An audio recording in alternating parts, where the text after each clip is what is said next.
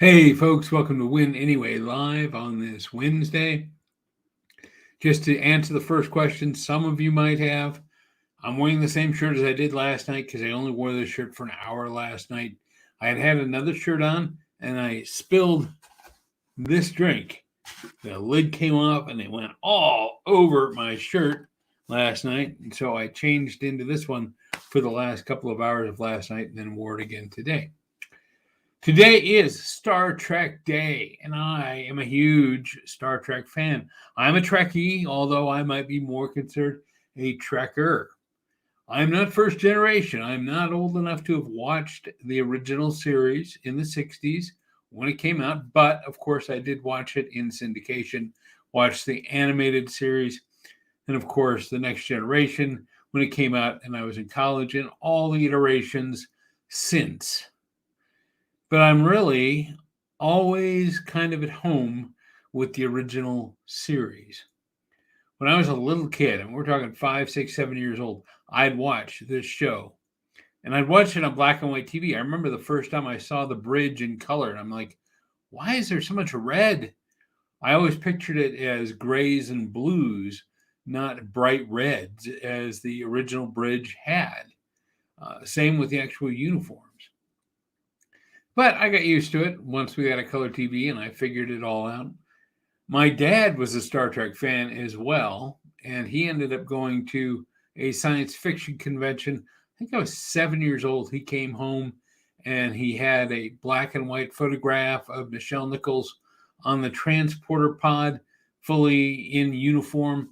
I've still got that. I just saw it the other day. He also brought me a certificate showing that I was a member of Starfleet Academy, signed by Gene Roddenberry and James T. Kirk, which kind of mixes reality and fiction.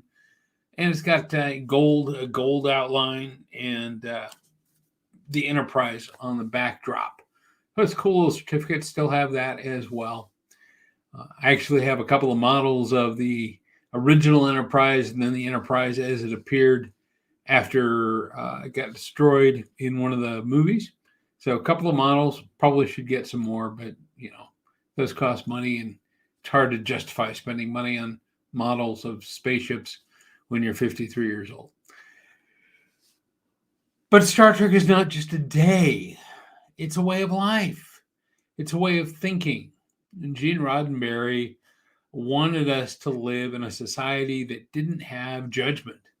It didn't rely on capitalism, on money, not necessarily communistic, but just that we had enough bounty in general that nobody really had to suffer, and that the people from Earth and in the Federation would be able to go out into space and help other cultures get to that as well.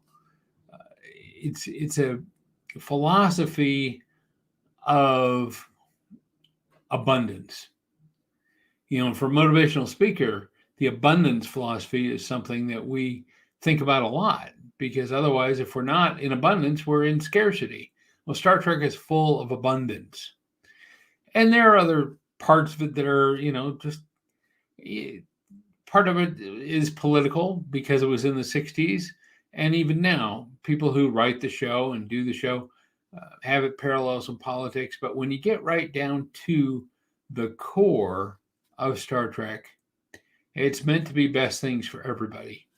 And acceptance, the IDIC code, IDIC, infinite diversity in infinite combinations. The original bridge crew showed that. Yeah, you had the white male captain, but you also had Uhura.